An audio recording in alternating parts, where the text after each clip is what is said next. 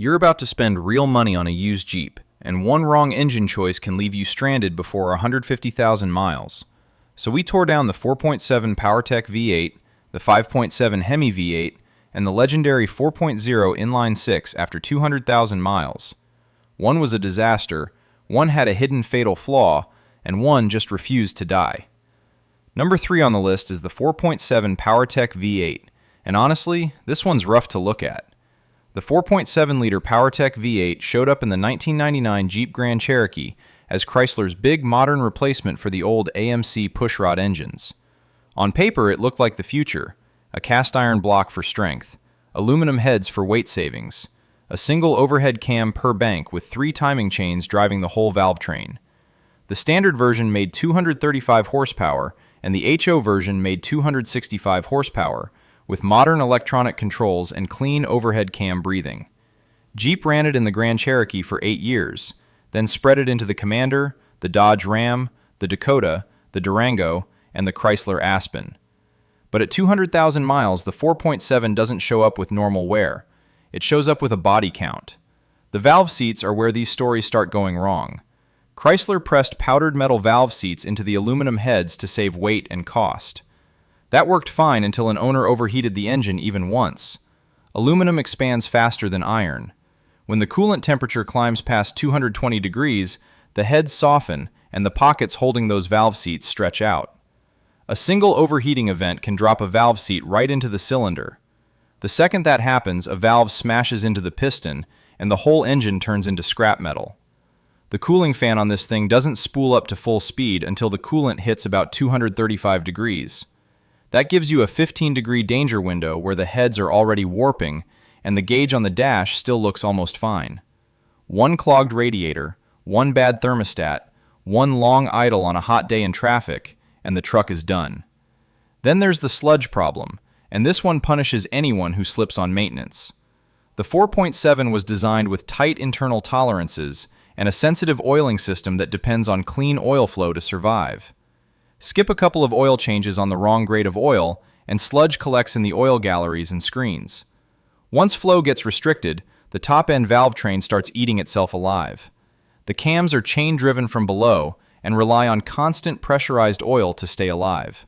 Starve them, and the lobes wear flat. That failure is silent right up until you get top-end clatter, and by then the engine is already toast. Rebuilding the top end alone can run $3,000 to $5,000 at a shop, and a full engine replacement climbs past $6,000. The timing system is another minefield hiding under that valve cover. The 4.7 uses 3 separate timing chains. One primary chain drives a jack shaft, and 2 smaller chains drive the cams above that. When the plastic guides on those chains wear down, the whole valve train loses its timing. A jumped chain on this interference engine means bent valves and pistons pressed into each other, and the fix is a full teardown and thousands in parts and labor. Owners hear a rattle at cold start that gets louder over time, and if they ignore it long enough, the chain lets go completely. A timing chain and guide replacement done properly at a shop runs $2,000 to $3,500 by itself, and that's just to buy the engine another few years before the next weak point takes over. The 2002 to 2006 model years are the worst of the bunch. Owners of those trucks report cracked cylinder heads, failed head gaskets, and full engine replacements before 150,000 miles. The 2005 and 2006 versions got minor updates, but the core problem stayed the same. Piston rings on these engines wear early too, and owners start seeing serious oil consumption around 120,000 miles. That means topping up between changes, which hardly any owner actually does, which loops right back into the sludge problem that ends the engine. The 4.7 that makes it to 200,000 miles is only there because the owner ran a coolant flush every 60,000 miles, changed the oil every 3,000 miles on the exact grade Chrysler specified, and treated the truck like it was worth twice what it actually cost. That kind of discipline is rare, which is why so many 4.7s get parted out for $500 to $1,000 before they ever see 6 digits on the odometer. Before we get to number 2, if you want to dodge the expensive mistakes that kill Jeeps early, grab my Jeep ebook from the link in the description below. It's packed with maintenance schedules, real shop-quoted repair costs, and the fixes that keep any of these engines running past 300,000 miles. Coming in at number 2 is the 5.7 Hemi V8, and this one surprised the whole team. The 5.7-liter Hemi V8 launched in the 2003 Dodge Ram, then spread to the Jeep Grand Cherokee starting in 2005, and later into the Durango, the Charger, and the Wrangler 392. This is Chrysler's third-generation Hemi, with hemispherical combustion chambers that give the engine its name. Every cylinder gets 2 spark plugs, for 16 plugs total, and it runs Chrysler's multi-displacement system, or MDS, which shuts off 4 of the 8 cylinders on the highway to save fuel. In Grand Cherokee tune, it puts down 360 horsepower and 390 pound-feet of torque, and it tows 7,200 pounds without breaking a sweat. At 200,000 miles, the Hemi held up shockingly well. However, there's one thing on this engine that ends the party early, and it comes straight from that same MDS system that was supposed to save you money at the pump. The MDS lifters are the trap. Inside those lifters sits a tiny needle bearing, and unlike most bearings inside an engine, these ones don't get fed pressurized oil. They only get splash oil, meaning they rely on whatever mist and drip comes off the crankshaft to stay alive. That works right up until it doesn't. When one of those needle bearings finally fails, the roller flattens, and the lifter starts skidding along the camshaft lobe. Within a few thousand miles of that, the lobe is ground flat, metal shavings are running through the whole oil system, and the fix requires pulling the heads to swap the camshaft. Dealers quote between $6,500 and $10,000 for that repair. That's why so many high-mileage Grand Cherokee Hemis get scrapped right around the 200,000-mile mark. Not because the block is done, but because nobody wants to pay 10 grand to save a truck worth 12. Away from the MDS problem, the Hemi ages the way a truck engine should. Grand Cherokee owners regularly report 230,000 and 240,000 trouble-free miles. One 2007 Overland was just shy of 300,000 miles when a drunk driver totaled it. A 2004 Ram 1500 owner crossed 1 million miles on his Hemi last year, though the original block did tap out at 606,218 miles. The bottom end is seriously strong. The heads with those hemispherical chambers flow well and resist warping the way the 4.7 aluminum heads never could. The Hemi block is cast iron all the way through, which means no expansion mismatch between block and head, no dropped valve seats waiting for a hot summer day, and no head gasket surprise at 130,000 miles. Nothing about the block itself is fragile. It's just that MDS lifter waiting quietly to grenade. The catch is the fuel bill, and this one bleeds you slowly. The 5.7 wants 89 octane mid-grade. Skip that, and it runs rough and drops mileage even worse. Owners report 15 to 17 miles per gallon combined, and towing knocks that down to 13 to 16. 16 spark plugs get swapped every 30,000 to 40,000 miles, which is a real bill at a shop because half the plugs sit under the exhaust manifolds and take extra labor to reach. Compare that to the 4.7 that also drinks gas and needs constant coolant work, and the Hemi actually costs less to keep alive over the long run, despite the bigger displacement. The people whose Hemis crossed 200,000 miles clean all did the same thing at some point. They ran an MDS delete tune early on, or they bought a version of the truck without MDS to begin with. That single move keeps the cam and lifters alive for the long run. Everyone else was rolling the dice, and the dice mostly came up wrong. That takes us to number 1, the AMC 4.0 Inline-Six, and this is the engine that just refuses to die. The AMC 4.0 has been the quiet legend of the Jeep world since 1987.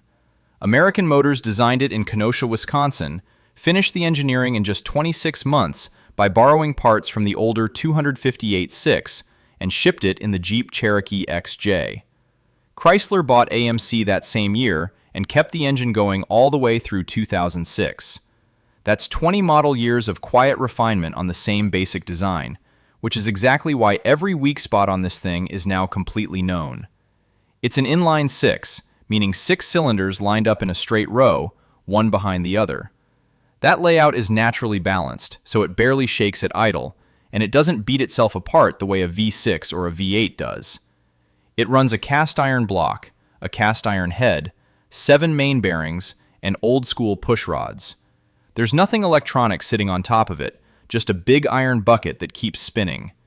In its final 2001 to 2006 form, it made 190 horsepower and 235 pound-feet of torque, which sounds soft next to a modern V6. However, the torque comes in early and stays flat across the whole rev range, which is exactly what a rock crawler wants when the tires are pressed hard against a boulder. At 200,000 miles, the 4.0 shows up with the least drama of anything on this test, and the stories back that up.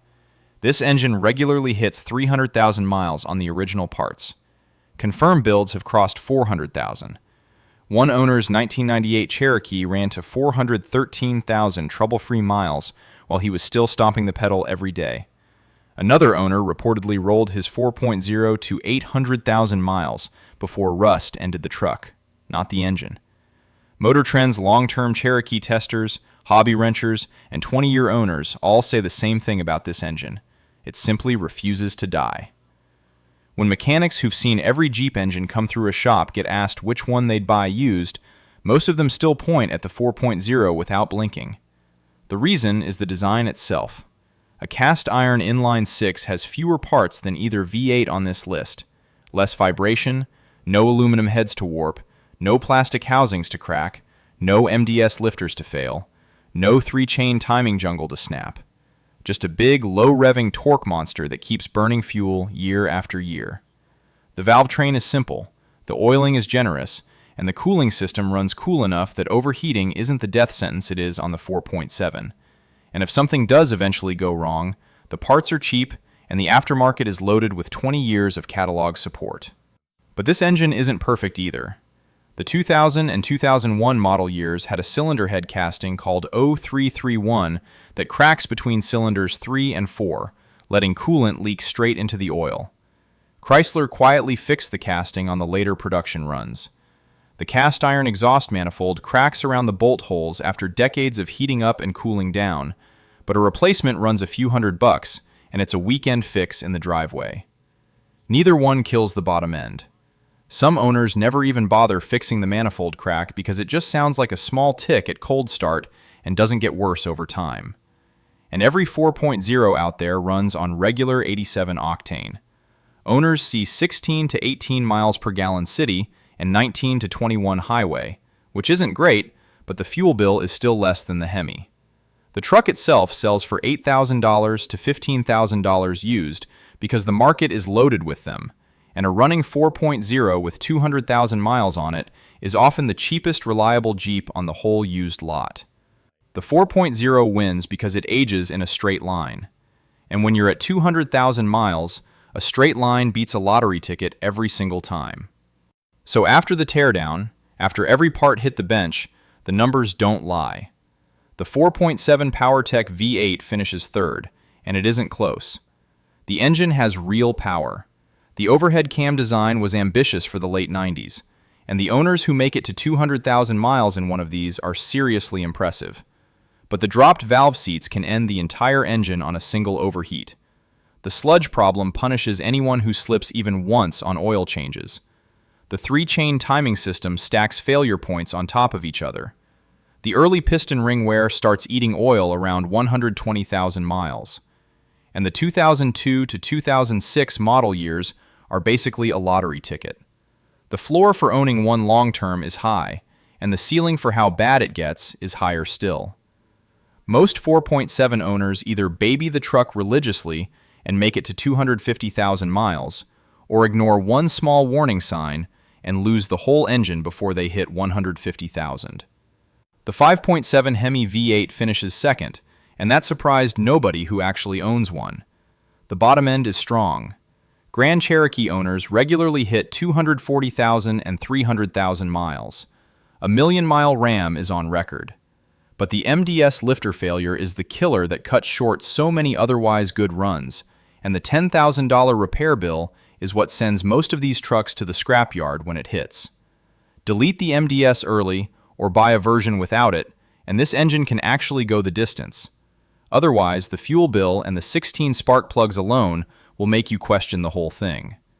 It also loses points because the same MDS system that supposedly saves you fuel is the exact thing that kills the engine. The AMC 4.0 Inline-Six wins, not because it's perfect. The casting 0331 head crack is real. The exhaust manifold cracks are real. But no aluminum heads to warp, no MDS lifters to fail, no dropped valve seats waiting for a bad thermostat, and no 3-chain timing system stacking failure points on top of each other. Just 7 main bearings, cast iron everything, and push rods that don't care what year it is.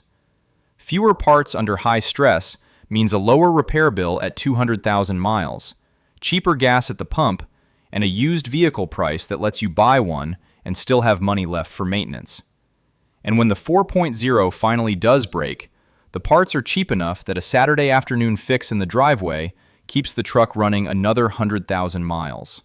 That's what this test came down to. Drop a comment with which engine you'd actually trust for 200,000 miles and why, because I read every single one and it shapes the next teardown on this channel. Hit subscribe on your way out because these Jeep breakdowns don't spread themselves and it costs you nothing to help.